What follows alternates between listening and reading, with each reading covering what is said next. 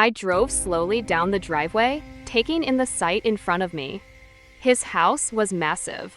Porsches weren't cheap. I parked in front. The front door opened and Cade filled the doorway. "You came," he said. "You sound surprised," I said dryly as I walked to the front door and stood before him. "I'm not going to stay long," I told him as I followed him into a formal lounge. "I just want the answers you promised to give me." "I just want. Are you always this impatient?" he asked with a frown as he turned to face me with his arms crossed over his broad chest. "Yes." "Spill," I commanded him.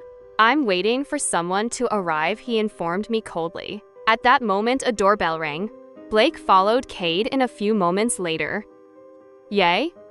It's Tweedledum," I said sarcastically as I rolled my eyes.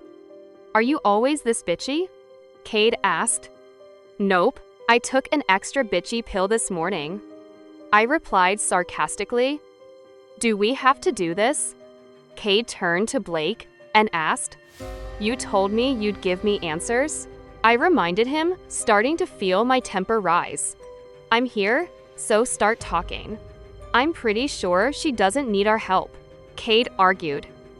"She needs our help," stated Blake seriously. "I'm done," I said as I stood up and stalked back to the front entrance.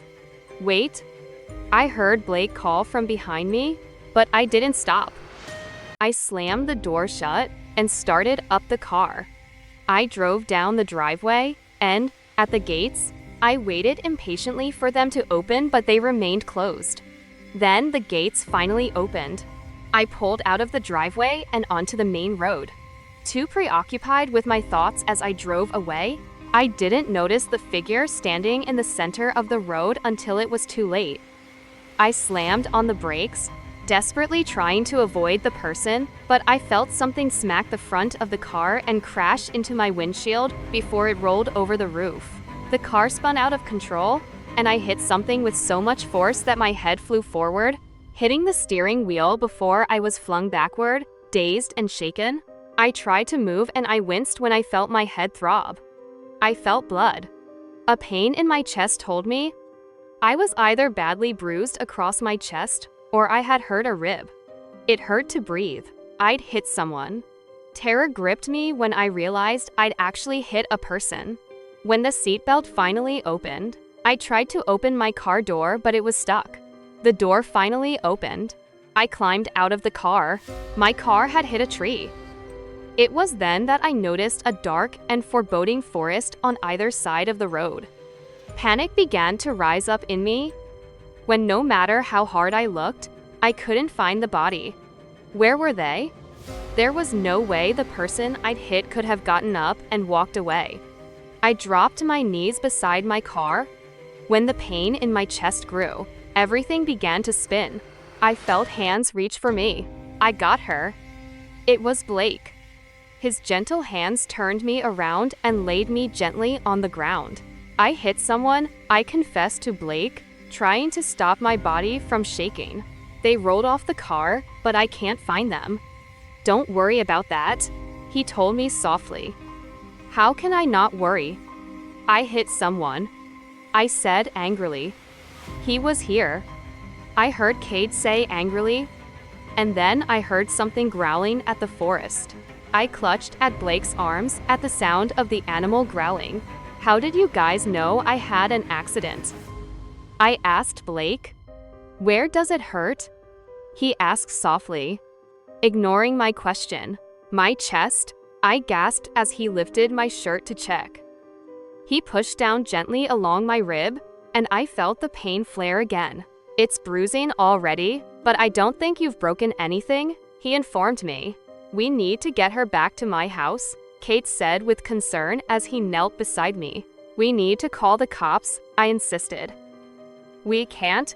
We need to get you back to Cade's house," Blake insisted. "The person you hit isn't dead," said Cade with steeliness in his voice as his eyes looked toward the dark forest. "How do you know that?" I asked. "I just do." "You need to trust us," Cade said, cutting me off with a hard look. Blake's hand slid under me, and he lifted me up into his arms. Cade hurried to the passenger side of a black Grand Cherokee that was parked a few feet away and opened the door. When we pulled up in front of Cade's house, the door opened and Blake helped shift me out while a blonde guy held my legs.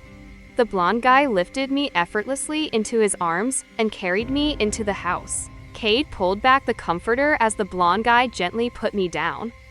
"Jake, go and get Ross to help you get Scarlett's car," Cade ordered the blonde guy. Cade disappeared into the adjoining bathroom and returned with a medical kit. He began to clean my head wound. "I think the two of you have some explaining to do," I suggested as I looked up to Cade and Blake. "You have to keep an open mind and promise me you're not going to freak out," Cade told me as his eyes pierced mine. "We're more than human." I couldn't help but giggle. Cade glared at me, and I stopped. "We are supernatural creatures," he explained while he held my gaze. "We are werewolves?" They both watched me as I processed what he'd told me. I began to look around the room. "What are you looking for?" Blake asked the cameras. "What are you talking about?" Cade asked as he threw his hands up in the air. "This has got to be some sort of joke," I replied. "I think you guys have been reading too many teen girl books. Do you guys honestly think I'd believe that rubbish? Do I look that gullible?" "We're telling you the truth," Blake insisted again. "We're wasting our time with words.